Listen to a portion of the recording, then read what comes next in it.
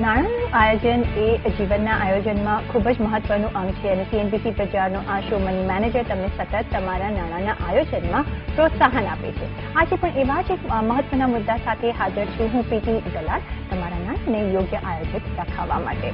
અને મની મેનેજરમાં આજે આપણે વાત કરીશું ઈ-મની વિશે. કેવી રીતે કરી શકશો કેશલેસ ટ્રાન્ઝેક્શન્સ અને શું ધ્યાનમાં રાખવું જોઈએ. નાણાં કાળા હોય કે સફેદ, આજે દરેક માણસ તેની ચિંતા કરી રહ્યું છે કે કાળા નાણાંવાળા લોકો તેને સેટલ કરવામાં તો સફેદ નાણાંવાળા લોકો તેને જમા કરાવવામાં કે વપરાશ પૂરતા મેનેજ કરવામાં. આપણે મની મેનેજરમાં પહેલા પણ આ મુદ્દા પર ચર્ચા કરી છે અને આજે પણ ફરી તમને યાદ કરાવીએ કે તમારા રોજિંદા જીવનમાં ઈ-મનીનો ઉપયોગ કરવાથી કેટલી સરળતા વધી શકે છે. અને આજે ઈ-મની વિશે ચર્ચા કરવા આપણી સાથે જોડાઈ રહ્યા છે ટ્રસ્ટ કન્સલ્ટન્સીના ડિરેક્ટર કાર્તિક ઝવેરી. કાર્તિકભાઈ, તમારું સ્વાગત છે આજના મની મેનેજર શોમાં. અને જેમ આપણે જાણ્યું કે પરમ દિવસે 8મીએ જેમ આપણા પ્રાઇમ મિનિસ્ટર શ્રી નરેન્દ્ર મોદીજીએ 500 અને ₹1000ની નોટ ડિમોનેટાઇઝ કરી છે અને ત્યારથી આખો ખળભળાટ થઈ ગયો છે. લોકોમાં ઘણું પેનિક છે. આજે બેંક્સ ખુલી ગઈ છે. આજે બેંક્સ નોટ્સ એક્સચેન્જ કરી રહી છે. તમે તમારી જૂની નોટ્સ પણ ડિપોઝિટ કરાવી શકો છો, પણ તો પણ હજી ઘણું પેનિક છે અને હજુ ઘણું લોકોને મનમાં અસ્વસ્થતા છે કે શું થઈ રહ્યું છે. તો પહેલા તો જણાવો કે આ હવે શું રિયાલિટી છે ને લોકોમાં શાના માટે આટલું બધું પેનિક વધી રહ્યું છે. પ્રીતિ, તમે સાચી વસ્તુ કીધી કે લોકોને એટલું બધું કન્ફ્યુઝન છે, લોકો એટલા બધા કદાચ ડરી ગયા છે.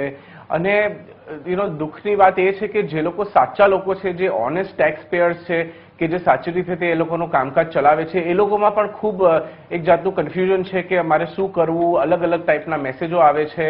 આજે જ સવારે હમણાં થોડી વાર પહેલા વાત થયેલી તો કોઈક બેંકમાં ગયેલું અને બેંકવાળા કોઈક કાર્યકર્તા એને કંઈક અલગ માહિતી આપેલી અને એટલું બધું કન્ફ્યુઝન પેદા થઈ ગયું છે.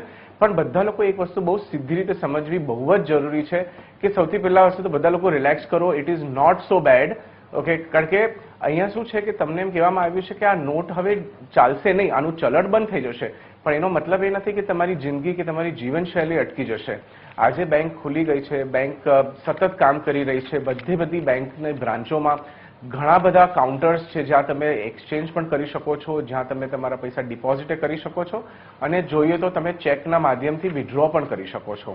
અને વિથડ્રોલમાં પણ તમને પૂછવામાં આવે છે કે તમારી 100ની નોટો જોઈએ છે કે 200 કે 2000ની કે 500ની નોટો. એટલે એ બધી તમારી પાસે ચોઇસ છે. એટલે તમારે એક પણ જાતનું કન્ફ્યુઝન કરવાની જગ્યા અત્યારે મારી સલાહ લોકોને એમ હોય છે કે તમે તમારા કામકાજ માટે તમારે જરૂરિયાત પૂરતું જે તમને વિથડ્રોલ્સ મળે છે એ વિથડ્રોલ્સ કરો. તમારા જો પૈસા ઓનેસ્ટ પૈસા છે, જો બ્લેક મની નથી તો કોઈ ચિંતા ફિકર જેવી વસ્તુ નથી. થોડી ગર્દી બધી ઓછી થઈ જાય એટલે કદાચ અઠવાડિયા 10 દિવસ પછી કમ્ફર્ટેબલી સમય કાઢી એકવાર બેંકમાં જઈને તમારા પૈસા ડિપોઝિટ કરી નાખજો. અને ઓફકોર્સ આ માનવામાં આવ્યું છે કે તમારા બેંક એકાઉન્ટમાં થોડી બેલેન્સ હશે. જો બેલેન્સ ના હોય કે થોડા પૈસા ખૂટતા હોય ત્યાં તો એક્સચેન્જની લાઇનમાં પણ તમે ઉભા રહી શકો છો. તો તમને ₹4000 સુધીનું એક્સચેન્જ કોઈ પણ બેંક બ્રાન્ચ આપે છે. એટલે તમારી પોતાની બેંક ના હોય, તમારી પોતાની બેંકની બ્રાન્ચ જો તમારાથી થોડી દૂર હોય કે તમે કદાચ બીજા કોઈ શહેરમાં છો તો પણ તમે બહુ જ સરળતાથી કોઈ પણ બેંકમાં જઈને તમારી કોઈ પણ એક આઈડેન્ટિફિકેશન આપીને ₹4000 સુધી તમે એક્સચેન્જ કરાવી જ શકો છો. કદાચ થોડીક વાર લાઇનમાં ઊભું રહેવું પડે એવી શક્યતા છે કે 15-20 મિનિટ, અડધો કલાક જેવો સમય તમારો જતો રહે. પણ એના સિવાય જો તમારે વધારે પૈસા એક્સચેન્જ કરાવવા હોય તો તમે તમારી પોતાની બ્રાન્ચમાં જઈ શકો છો. જો કે થોડાક દિવસ પછી થશે, પણ તમે ચેકબુકના માધ્યમથી તો ડેફિનેટલી વિથડ્રોલ કરી શકો છો. એટલે કેટલા બધા લોકોએ આજે વિથડ્રોલ કર્યું છે, કેટલા બધા લોકો 6-6, 8-8 ચેક લઈને આવતા હતા બેંકમાં, મેં પણ જોયું છે. અને વિથડ્રોલ બહુ કમ્ફર્ટેબલી થાય છે. બેંક્સની પાસે કેશની પણ ઘણી માત્રા છે. એટલે એવું પણ નથી કે કેશ ખૂટી જશે ક્યાંય કોઈકમાં. એટલે તમને આટલું બધું ફિકર ચિંતા કરવાની જરૂરત નથી, પેનિક કરવાની જરૂરત નથી. અને જે તમારી નોટ્સ છે, સૌથી ઇમ્પોર્ટન્ટ વસ્તુ કે આ નોટ્સનું ચલણ માર્કેટમાં બંધ થઈ ગયું છે. પણ જે રીતે તમે કીધું કોક જગ્યાઓ પર જેમ કે ગવર્મેન્ટ હોસ્પિટલ્સ છે, ગવર્મેન્ટ ફાર્મસીસ છે, પેટ્રોલ પંપ્સ છે, એવી એરપોર્ટ્સ છે, રેલવે સ્ટેશન છે, ત્યાં આ બધી જગ્યાઓ પર હજી આ નોટ્સનો વપરાશ ચાલુ છે. અને તમારી બાકીની નોટ્સ તમારી પાસે ઘણો સમય છે. આજથી લઈને તમારી પાસે ડિસેમ્બર 30 તારીખ સુધી ઘણો બધો સમય છે તમારા પૈસા ફરી અંદર ડિપોઝિટ કરવા માટે. એટલે કોઈપણ જાતનું ગફલત ના કરવી, કોઈપણ જાતનું ડરીને દોડીને પૈસા ડિપોઝિટ ના કરવા, એવી કંઈ પણ તમે એમાં કદાચ ઘણીવાર શું થઈ જાય, જલ્દીમાં કોઈક વાર ભૂલ થઈ જતી હોય છે અને પછી તમારું કેલ્ક્યુલેશન જરાક આડું થઈ જાય, તમારું મંથલી બજેટ કદાચ આમ તેમ થઈ જાય, એટલે ઘણી બધી વસ્તુઓ થઈ શકે છે. એટલે જરાક આરામથી સમજી વિચારીને કામ કરો. કોઈ જાતની ધાંધલ ધમાલ કરવાની બિલકુલ જરૂરત નથી. જી બરાબર છે. અને જેવી રીતે કાર્તિકભાઈ આ બધા ઓવરનાઇટ ન્યૂઝ આવ્યા હતા અને અચાનક ન્યૂઝ આવ્યા હતા, લોકોએ એકદમ અફરાતફરી થઈ ગઈ છે અને લોકો એકદમ પેનિકમાં આવી ગયા છે કે હવે કરવું શું. અને સાથે જ બીજા દિવસે બેંક્સ બંધ રહી હતી, પણ પ્રાઇમ મિનિસ્ટરનો જે મેસેજ હતો એકદમ ક્લિયર હતો કે ભલે એમણે નોટ્સ બંધ કરી છે પણ તમે આ નોટ્સ બેંકમાં જઈને બદલાવી શકો છો. અને બેંક્સ ગઈકાલે તો બંધ હતા પણ આજે હવે ખુલી ગયા છે. તમે તમારી આ નોટ્સ બેંકમાં ડિપોઝિટ કરી શકો છો તમારા અકાઉન્ટમાં, ઓર કે તમને એક્સચેન્જ કરવી હોય તો તમે એક્સચેન્જ પણ કરી શકો છો. હમણાં એક લિમિટ રાખવામાં આવી છે કારણ કે ન્યૂ નોટ્સ સર્ક્યુલેશનમાં આવે ત્યાં સુધી થોડી વાર લાગશે. એટલે એક પર પર્સન જો તમારે એક્સચેન્જ કરવી હોય તો તમે 4,000 રૂપિયા પર ડે પર પર્સન કરી શકો છો. જો તમારે વિથડ્રો કરવા હોય એટીએમ્સમાંથી તો પર પર્સન તમે 2,000 રૂપિયા પર ડે વિથડ્રો પણ પૈસા કરી શકો છો. અને જો તમારે ઓવર ધ કાઉન્ટર તમારે જો બેંકમાં ચેક લખીને પૈસા વિથડ્રો કરવા હોય તો તમે 10,000 રૂપિયા એક સાથે વિથડ્રો કરી શકો છો. અથવા 20,000 રૂપિયાની એક લિમિટ રાખવામાં આવી છે કે પર વીક તમે 20,000 રૂપિયા વિથડ્રો કરી શકો છો. તો ઘણી બધી સહુલિયત બેંકે આપી છે. અને જેમ કાર્તિકભાઈએ કહ્યું એમ કે તમારે જો એક્સચેન્જ કરવી હોય તો એવું નથી કે તમારે તમારી બેંકમાં જ જવાનું. તમે કોઈ પણ બેંકમાં જઈને તમારું આઈડેન્ટિફિકેશન કાર્ડ લઈને તમે એક્સચેન્જ કરાવી શકો છો. તો ઘણી બધી સુવિધા છે. ભલે હમણાં થોડો આપણને ત્રાસ ભોગવવો પડશે પણ આગળ જતા આ સહેલાઈ કરવામાં આવશે, આગળ જતા લિમિટ્સ પણ વધારવામાં આવશે. એટલે એ કોઈ પણ પેનિકની કોઈ જ જરૂર નથી.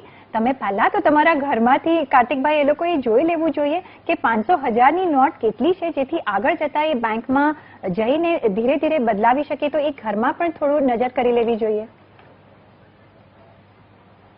જી બિલકુલ, કારણ કે આપણી પાસે છે ને આટલા વર્ષોની આપણી આદત હોય છે. મારી પોતાની આદત છે કે કોઈક નોટ હું વોલેટમાં રાખું, કોઈક ફોનના કવરમાં રાખું, થોડીક બેગમાં રાખું, કંઈક નોટ્સ એક બે નોટ્સ ઓફિસના ખાનામાં હોય. એટલે મીન્સ આપણે કારણ કે આપણી લાઈફસ્ટાઈલ એવી છે કે આપણે બધી વચ્ચે થોડાક પૈસા રાખીએ. એટલે એક દિવસ સન્ડે પર જરા નિરાતે બપોરે 2-3 કલાક કાઢીને બધી બાજુથી આ નોટો ગોતવી પડશે, આ બધી નોટો ભેગી કરવી પડશે અને પછી બેંકમાં જઈને ડિપોઝિટ કરવાની છે.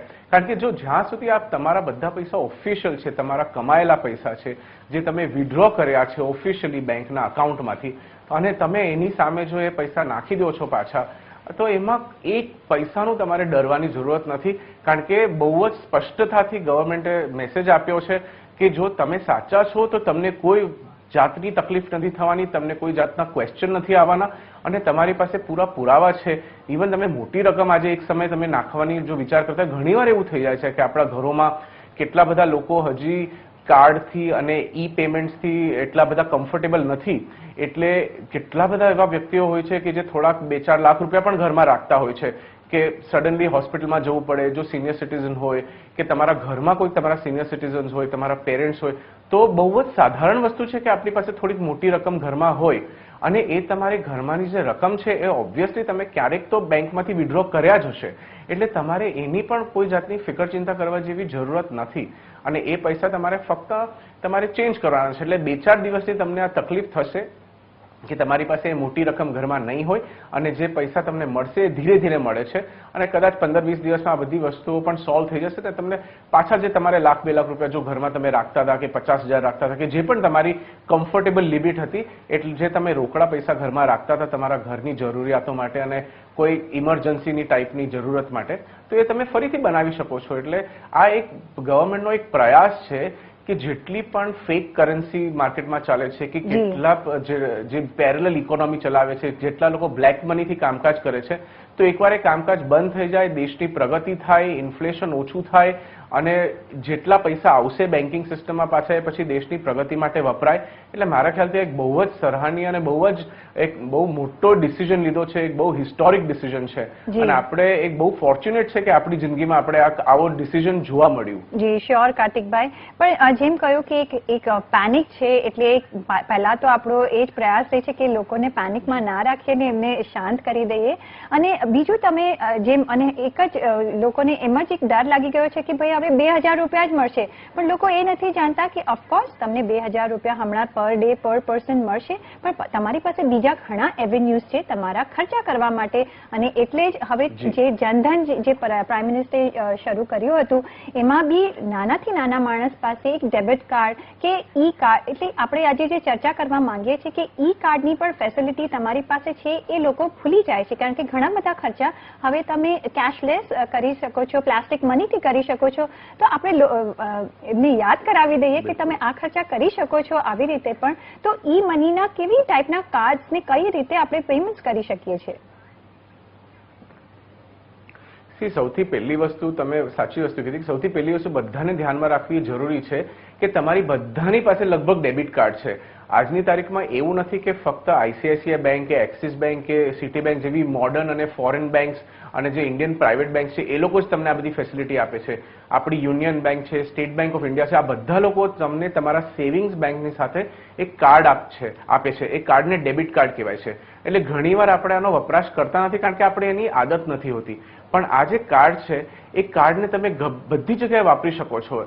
ઇવન દાખલા તરીકે તમારો ઓબ્વિયસલી તમારે ટેક્સીમાં જવું હશે તો કદાચ આ કાર્ડ નહીં વપરાય, કે તમારે તમારા રસ્તા ઉપરથી તમારી ઘરની બહારથી શાકભાજી લેવા હશે તો એના માટે આ કાર્ડ નહીં વપરાય. પણ બાકી બધી જગ્યાએ, એટલે તમે આજે દાખલા તરીકે પિક્ચર જોવા જશો, એન્ટરટેનમેન્ટ માટે જશો, કે ક્યાંક તમે મોલમાં જશો, કે તમે કોઈ મૂવીઝમાં જશો, કે તમે કઈ રેસ્ટોરન્ટમાં ખાવા જશો, કે તમે ઇવન સુપરમાર્કેટમાં તમારી ઘરની વસ્તુઓ અને ગ્રોસરીઝ ને બધી વસ્તુઓ જો ખરીદવા જશો, ત્યાં બધી જગ્યા ઉપર આ કાર્ડ વપરાતું હોય છે. જે ડેબિટ કાર્ડ છે એ બહુ જ સિમ્પલ કાર્ડ છે. એની પર કદાચ કોક કાર્ડ ઉપર ચિપ પણ હોય છે આજકાલ, જેનાથી તમારે કોડ નાખવો પડતો હોય છે, જેના વગર તમારું ટ્રાન્ઝેક્શન પ્રોસેસ નહીં થાય. એટલે દેટ મીન્સ કે એનું ડરવાની પણ જરૂર નથી. કાલ ઉઠીને તમારું કાર્ડ ખિસ્સામાંથી પડી જાય અને કોઈ બીજું વ્યક્તિ એનો વપરાશ કરવાની ટ્રાય કરે તો એ થશે નહીં, કારણ કે કાં તો તમારા મોબાઈલ ફોન ઉપર એનો એક કોડ આવશે જે તમારે નાખવું પડશે, કાં તો તમને જે એક સિક્રેટ કોડ ખબર છે જે તમે જ્યાં સુધી ઓલા દુકાનમાં એ કોડ નહીં નાખો ત્યાં સુધી ઓલું ટ્રાન્ઝેક્શન જ પ્રોસેસ નહીં થાય. એટલે ઘણું સેફ છે. તો ડેબિટ કાર્ડ સૌથી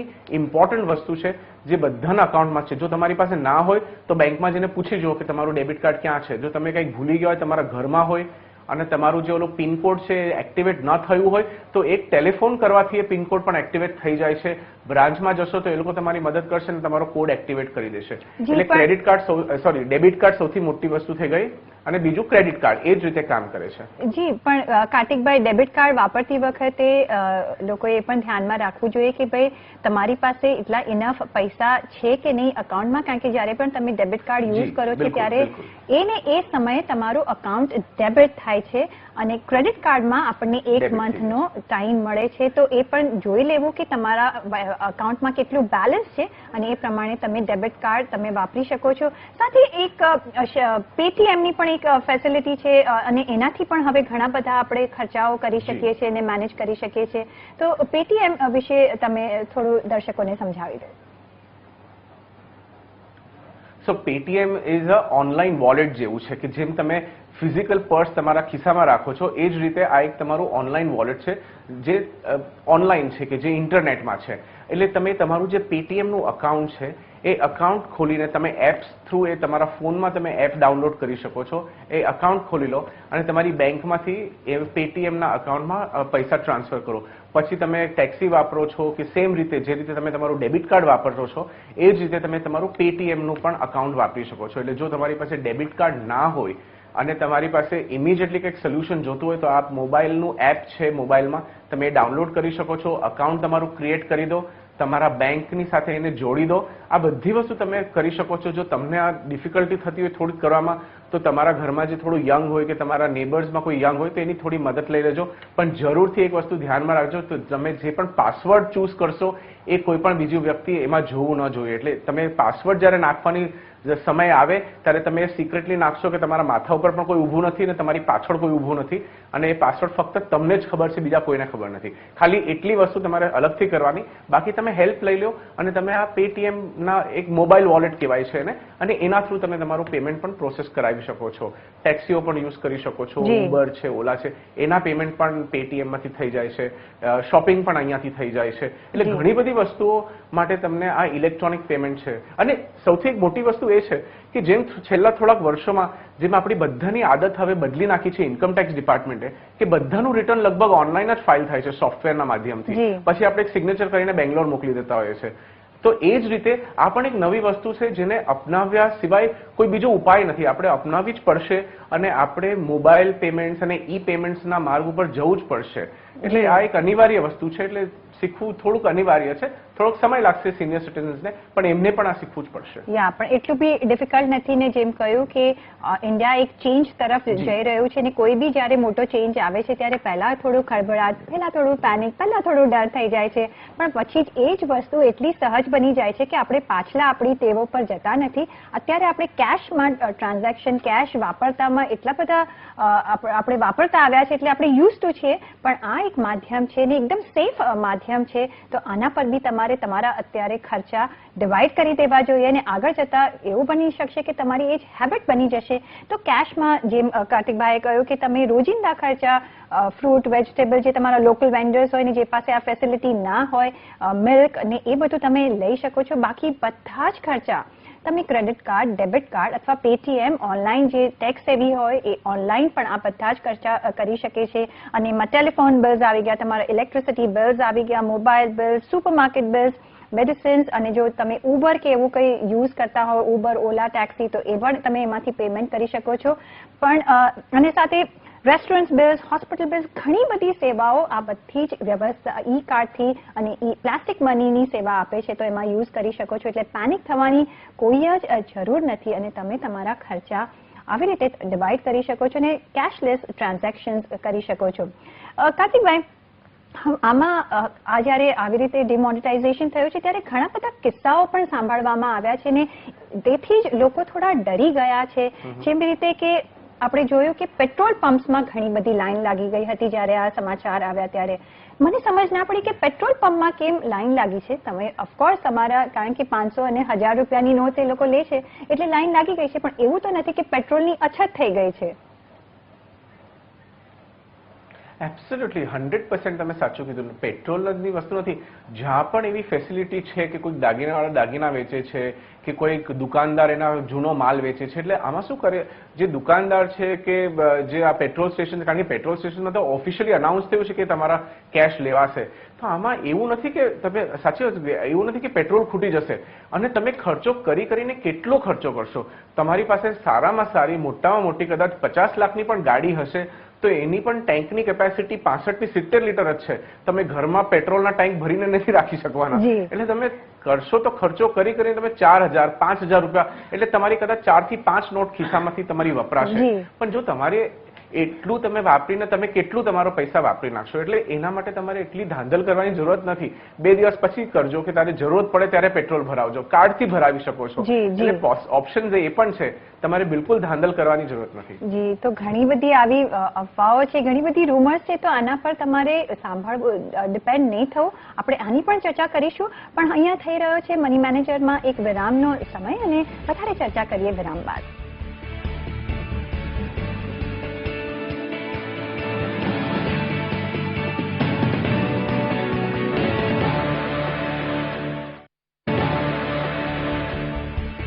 બાદ આપનું સ્વાગત છે અને આજે આપણે વાત કરી રહ્યા છીએ ડિમોનેટાઇઝેશન ની, જે 500 અને 100 રૂપિયાની, 500 અને 1000 રૂપિયાની નોટ જે ડિમોનેટાઇઝ થઈ ગઈ છે એના બાબતે, એના પર શું પેનિક ચાલી રહ્યા છે અને શું રસ્તાઓ છે તમારા ખર્ચા, ઘરના ખર્ચા ચલાવવા બદલ. અને આપણી સાથે જોડાયેલા છે કાર્તિક ઝવેરી, ટ્રાન્સેટ કન્સલ્ટન્સીના. કાર્તિકભાઈ, બ્રેક જતા પહેલા આપણે વાતો કરી કે કેટલી બધી લોકો રૂમર્સમાં બિલીવ કરે છે, કોઈ એક જણ બીજાને કે બીજું ત્રીજાને કે, તો એમાં પણ થોડી કન્ફ્યુઝન થઈ ગયું છે. જેમ મેં તમને કહ્યું કે એક સ્ટોર છે એને એ લોકોએ સેલ ડિક્લેર કરી દીધું છે કે અમે 500 અને 1000 રૂપિયાની નોટ્સ લઈએ છીએ. તો લોકોને એમ છે કે હવે 500 અને 1000 રૂપિયાની નોટ્સ ચાલશે નહીં, તો આ તો લે છે તો ચલો આપણે શોપિંગ કરી આવીએ. પણ એમાં ખોટો ખર્ચો થઈ જાય છે.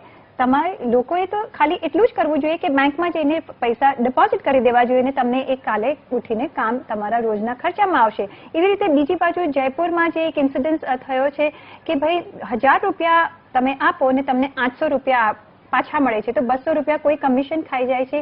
તો જે લોકો જાણતા નથી આ બાબતમાં, જેને જાણકારી નથી, એ આવી રીતે પણ ચીટ થઈ જાય છે.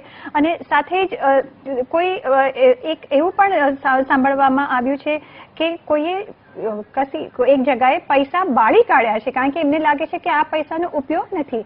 તો આ બધી ઘણી બધી રૂમર્સ ચાલી રહી છે, એને કઈ રીતે તમે ક્લેરિફાય કરશો? આ બહુ જ દુઃખદ વસ્તુ છે કે લોકો છે ને રૂમર્સ ઉપર બિલીવ કરીને આવી બધી વસ્તુઓ કરતા હોય છે. તમારા પૈસાનું તમને 100% પૂરું વેલ્યુ મળશે. બેંકમાં જઈને ડિપોઝિટ કરો અને પછી નવા પૈસા તમે વિડ્રો કરશો અને તમે જેટલા ડિપોઝિટ કરશો એટલે પૂરેપૂરા પૈસાનું તમને ક્રેડિટ મળે છે. એટલે એમાં કોઈ જાતનો કાપ નથી થવાનો. અને મને નથી ખબર પડતી કે આટલું બધું કન્ફ્યુઝન એના માટે થઈ રહ્યું છે. કદાચ આ બ્લેક મની હોય ને લોકો પોતાની રીતે જે ડિસિઝન કરતા હોય તે અલગ વસ્તુ છે, પણ જો તમારા સીધા કમાયેલા સાચા કમાયેલા પૈસા હોય તો તમારે કોઈ ફિકર ચિંતા કરવાની જરૂરત નથી. બેંકમાં જાઓ, બેંક હેપીલી એક્સેપ્ટ કરશે. 30 ડિસેમ્બર સુધી તારીખ ચૂકી જાઓ તો માર્ચ 31 સુધી પણ તમને ટાઈમ છે. આરબીઆઈના એક કલેક્શન સેન્ટર્સ હશે, ત્યાં જઈને તમારા પૈસા આપી દેજો તો તમને પૂરેપૂરું ક્રેડિટ મળી જશે. એટલે તમને કોઈ જાતનું નુકસાન નહીં થાય. એટલે આમ ખોટો વ્યર્થ ખર્ચો અને નુકસાન કરવાની કોઈ મતલબ નથી. જી, અને કાર્તિકભાઈ, બીજું એક જાણવું હતું કે જે લોકો પાસે અકાઉન્ટ ના હોય, બેંક અકાઉન્ટ, એ લોકો કઈ રીતે પોતાના પૈસા એક્સચેન્જ કરાવી શકે છે? તો એના માટે પણ તમારી પાસે ખાલી બેંક તમને એક KYC ના નામથી તમારું આધાર કાર્ડ કે પેન કાર્ડ, એડ્રેસ પ્રૂફ જેવી 1 કે 2 વિગત તમારી પાસેથી માંગશે. અને આ જનધન યોજનાને નિમિત્તે તમે એમાં તમારા અકાઉન્ટ ખોલાવી શકો છો અને તમને બેંકને પૈસા આપી દો એટલે તમારું બેંકમાં ખાતું ખુલી જશે અને પૈસા ક્રેડિટ થઈ જશે. બહુ જ સિમ્પલ વસ્તુ છે ને બેંકનું અકાઉન્ટ પણ બહુ ફટાફટ ખુલી જાય છે. એટલે એમાં પણ કોઈને જેનું અકાઉન્ટ ન હોય એને પણ કોઈ ચિંતા કરવાની જરૂરત નથી. જી, અને બીજો જે ક્વેરીઝ આવી રહી છે કે જે નોન રેસિડેન્ટ ઇન્ડિયન્સ છે અને એ લોકો પાસે જો થોડા પૈસા હોય ઇન્ડિયન રૂપીઝ, તો એ લોકો કઈ રીતે એક્સચેન્જ કરાવી શકે છે? કારણ કે જો એ લોકો અત્યારે અબ્રોડ હોય તો અત્યારે તો અહીંયા આવવાના નથી, તો એ લોકો કઈ રીતે ચેન્જ કરાવી શકે છે? એમના માટે કોઈ નોટિફિકેશન આવ્યું છે બહાર? રાઈટ. તો એમના માટે એક વસ્તુ તો એ છે કે કોઈક જો ટ્રાવેલ કરતું હોય તો એમના હસ્તક પૈસા મોકલાવી દે. પણ એક વસ્તુ બહુ જરૂરી છે, એમને એક ઓથોરાઇઝેશન આપવું પડશે કે જે પણ વ્યક્તિ એમનું જાણીતું વ્યક્તિ હોય ઇન્ડિયામાં કે એક રિટર્ન ઓથોરાઇઝેશન આપી દે કે આ મિસ્ટર સો એન્ડ સો મારા વતે મારા બેંક અકાઉન્ટમાં, મારા NRO અકાઉન્ટમાં આ પૈસા ડિપોઝિટ કરવા માંગે છે, આ મારા પૈસા છે અને મેં એમને આ પરમિશન આપી છે અને આ મારો પ્રૂફ પુરાવો છે. એટલે તમે એક લેટર ઓફ ઓથોરાઇઝેશન આપી શકો છો, કોઈના હસ્તકથી પૈસા મોકલી શકો છો. કારણ કે મોટાભાગના કુરિયર તમને આ પૈસા નહીં લઈ જવા દે. એટલે કુરિયર વાળા તમારા પૈસા કુરિયર નહીં કરે ઇન્ડિયામાં. એટલે કોઈકના હસ્તક કરવું પડશે. બહુ મોટા પૈસા હશે તો બહુ કઈ મોંઘી વસ્તુ નથી. આજે અમેરિકાથી પણ ઇન્ડિયા આવવું હોય તો એટલી બધી કઈ ટિકિટના જો તમે પૈસા ખર્ચો કરવાની એટલી તકલીફ ના થતી હોય તો એકવાર આવી જાઓ ને 2 દિવસ માટે આવીને કરી જાઓ. તમારી પાસે ડિસેમ્બર 30 સુધીનો સમય છે અને જો ચૂકી જાઓ ડિસેમ્બર 30 સુધી તો માર્ચ 31 સુધીનો સમય છે. એટલે ઓલમોસ્ટ પૂરા 5 મહિના, 4.5 મહિના છે તમારી પાસે.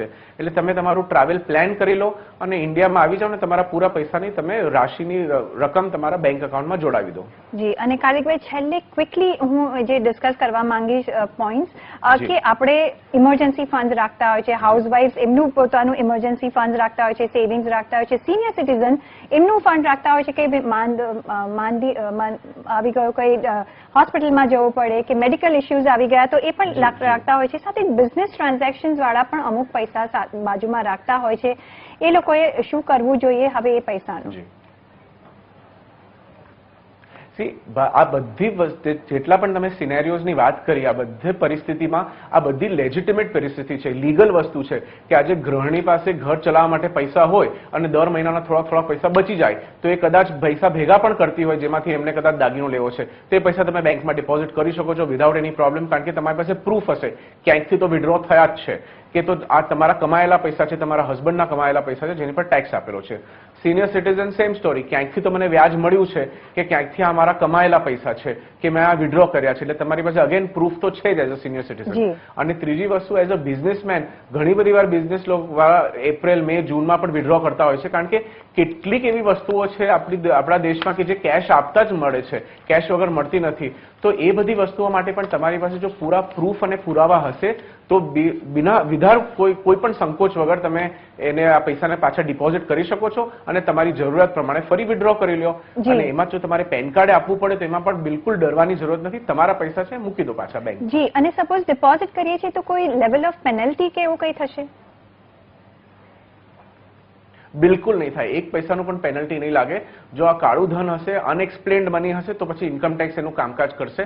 પણ આ તમારા લેજિટિમેટ અને લીગલ પૈસા હશે, જે તમે વિડ્રો કરેલા અને તમારા પોતાના કમાયેલા પૈસા છે, ટેક્સ પેડ પૈસા છે, તો એની પર તમને કોઈ પણ જાતની અડચણ નહીં આવે. જી બરાબર છે. તો આઈ હોપ કે અમે આપણા દર્શકોના ઘણા બધી મૂંઝવણો દૂર કરી હોય, ઘણા બધા પેનિક્સ એમના દૂર થાય, એ જ અમારો હેતુ છે. એટલે જ અમે આ બધી જ સમસ્યાઓને, બધા જ રૂમર્સ ને બધું જ અમે તમારી સમક્ષ લાવ્યા છે.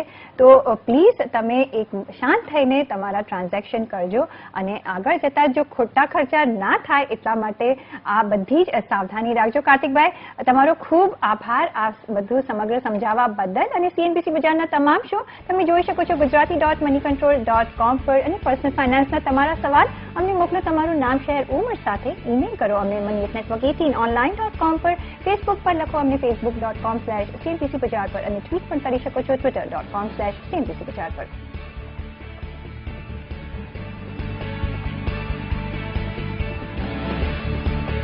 સાથે જ મની મેનેજરના એપિસોડમાં બસ આટલું જ. પાછા મળીશું નેક્સ્ટ એપિસોડમાં. ત્યાં સુધી આપશો રજા. નમસ્કાર.